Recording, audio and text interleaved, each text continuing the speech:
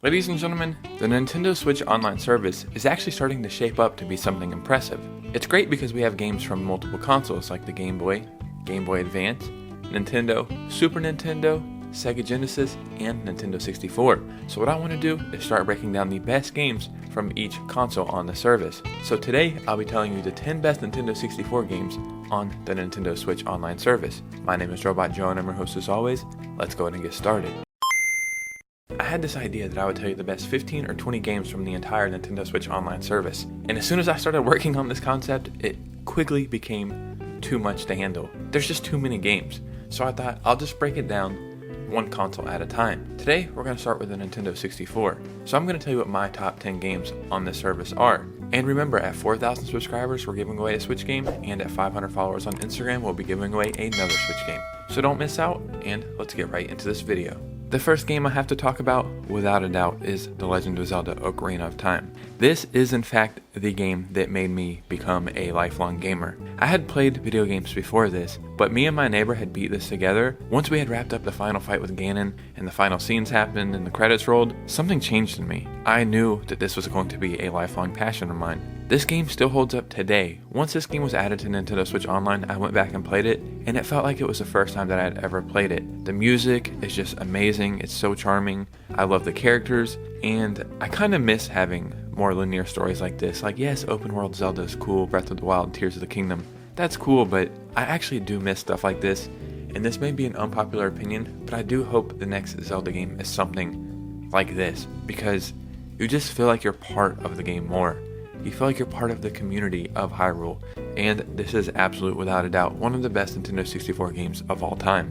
What about the start of 3D Mario? Well, Super Mario 64 has to be on this list. It's just an amazing game. There's no other way to say it. Anytime I go back and play this game, I always have a good time. It doesn't matter if it's the first time you ever play it or the 1000th time you've played it, you're still going to enjoy it no matter what. It's fun to find all the secret stars and all the weird rumors like, oh, did you hear that you can do this little secret thing and you can find Luigi, or did you hear that this is actually all a dream and Mario's dead? Or there's just so many rumors that we all heard when we were a child. The only thing about this game that doesn't hold up the best is the camera controls, but it's all good. It adds more charm. It just makes me appreciate what this game is and how far we have came. This is truly the best start to a 3D franchise in my opinion, and I think without a doubt when this game came out, it was over. Mario was going to become a lifelong dominant force in gaming. So another game that just captures the time period that it came out in is GoldenEye 007. This truly is a definition of you just had to be there. Going to my friend's house and having 4 controllers and us playing, I guess, team deathmatch, I don't know what you would call it, but just playing multiplayer and seeing who could be the best, who could get the most kills, but also cheating by looking at your friend's screen. There'll never be another time like that. One thing that kind of often gets overlooked though is the story mode, but I actually love the freaking story of this. Yes, the graphics kind of are primitive, and I know they have updated textures and stuff like that, but it doesn't matter. It's one of the few games that I can go back and say, well, maybe the graphics don't hold up the best, but I'm still having as fun as I did 20 years ago. You guys may not know this, but for a while after this game,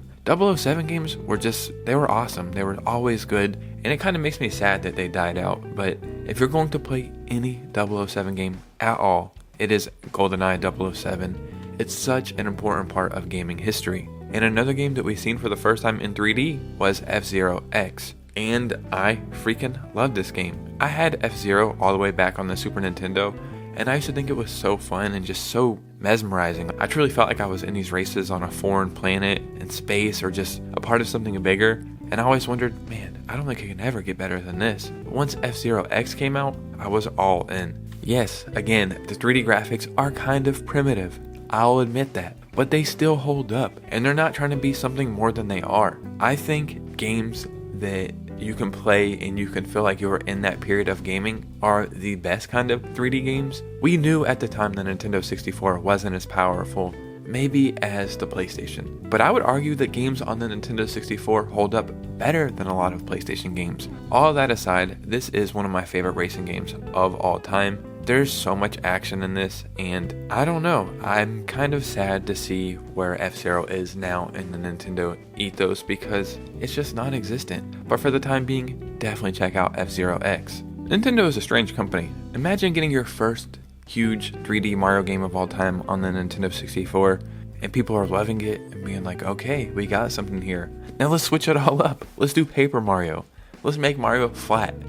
I don't understand how you can make the transition, but it was a damn good one. I myself was not that big of a fan of Paper Mario on the Switch, and that may be unpopular, may not be, but everybody has their preference. I would much rather play Paper Mario on Nintendo 64. It's just awesome to see Mario try to rescue Princess Peach from Bowser, but it's all like paper and flat and just the weirdest concept, and I truly don't know how you can go from 3D Mario to this, but it is such a phenomenal game. You're gonna hear me keep saying all these games are so charming, but they truly are. I think a lot of the big games on Nintendo 64 are just that you can tell a lot of work and passion went into these games, and they still stand the test of time. I'm not saying we need it now, but here in like 10 years, I would love for this game to get a remaster. But one cool thing about like the paper graphics is they just hold up forever. They are the definition of timeless. So on Nintendo Online Service, we do have Pokemon Stadium and Pokemon Stadium 2. And you may be thinking, well, of course, the second one has to be the best one.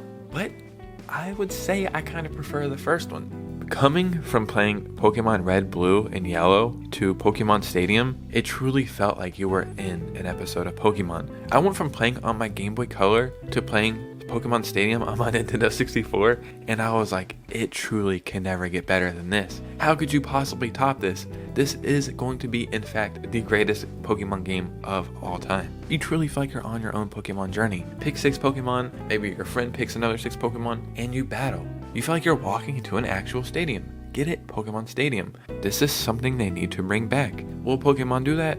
Probably not, because they rarely do something that the fans actually want. But imagine getting Pokemon Stadium 3. There's just so much that they could actually do that would kind of bring another element into the Pokemon franchise that needs to be brought in. This game doesn't have a storyline, and that's what was kind of cool about it. I was just a young little robot Joe, and I was in my head thinking, alright, it's your turn to become the Pokemon Master. I would absolutely start with this one before moving on to the second one. But that's kind of just my opinion. Another game that perfectly captures that time period is Banjo Kazooie. It was such a good platformer. I just think it's right up there with Super Mario 64. I truly do. Yes, Mario 64 is more iconic and was the birth of the Mario 3D franchises, but this game is just as good and probably overshadowed by Mario 64.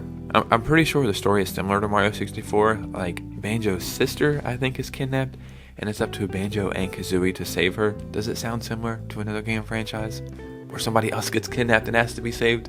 Yeah, I thought so. There's really not a lot here that I can describe if you haven't played this game, because some of the stuff won't make sense, but just know this. It's one of the best early 3D platformers of all time. You need to play it. It's on Nintendo Switch Online. I'm talking about it in this video. Are all the pieces of the puzzle coming together now? So, I have never been a fan of golf in real life. I find it insanely boring. Like, if somebody hits a hole-in-one, hell yeah, that's cool.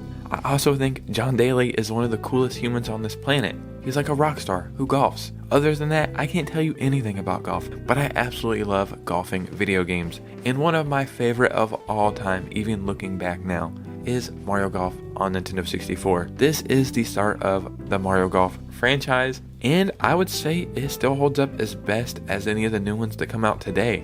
And I truly mean that. I would much rather play this than the Mario Golf that came out on the Switch. Now, they kind of just feel like cash grabs. Like, alright, there's a new Nintendo console, let's drop some Mario sports games. They're kind of filler games. A bunch of them make millions and millions of dollars. We won't really support them or update them, and people won't care. They'll just move on. This was a brand new concept at the time. They had to make it work, and they truly did put a lot of work and effort into it, and it feels that way. It truly is so freaking good.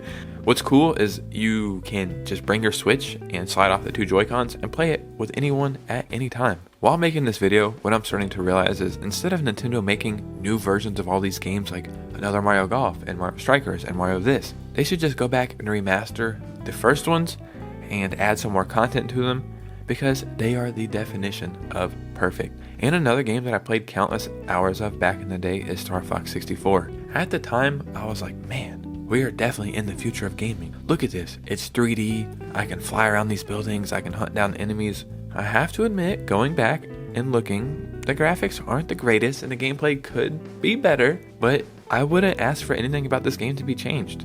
I like it exactly the way it is. I believe this style of gaming don't quote me on this, but I believe it's called like a rail shooter. It's where like you have like one line that you're kind of looking at and that's where you're shooting at. It's one of the best in my opinion. And you get so many iconic sayings of like all the little characters popping up in the screen and saying stuff. So much that they even made memes about these. There's not a lot I can actually say to convince you to play this, but it was just a special time in the history of the Nintendo 64, and strictly off my recommendation or my opinion, please, if you get a chance, go and play this because it's a very important part of gaming. So here's a game that I didn't play at the time, but I went back and played recently, and I freaking love it. And that's Kirby 64, The Crystal Shards. I was never a huge fan of Kirby. I thought he was cool, I liked to play with him in Smash, but I was never a big fan. That was until the Kirby game that came out last year. I can't remember exactly what it was called, like Kirby and the Forgotten Land, I believe. I played that game, I freaking loved it. It made me an instant fan of Kirby. So I was like, I'll go back and play some old stuff. I ended up playing this game on Nintendo Online, and yeah, if I would have ever played this back in the day, I would have been a fan of Kirby from the start. This game is freaking awesome. I think Kirby games look very childish and for children on the surface, and I guess they are, but the story does get deep and can get dark at the times, and this is a great entry into the series. When you play this game, you really do realize how badass Kirby actually is. Like, yes, he's pink and he looks like a piece of bubblegum. In real life, Kirby's not somebody you want to piss off. This is something you need to go and play. Ladies and gentlemen, there was 10 Nintendo 64 games that you can play right now on the Nintendo Switch online surface that need to be played. They stand the test of time, they're a lot of fun, and they hold up. In the comments below, let me know your favorite Nintendo 64 games, and remember, if you enjoy gaming news, gaming stories, and Nintendo Switch content, then you're in the right place. So go ahead and hit a like and subscribe. Follow me on Instagram, let's keep this community growing. We have some huge stuff in the works, some huge plans for the community, so don't miss out. You guys owe me, I'll see you soon with a new video. Peace out.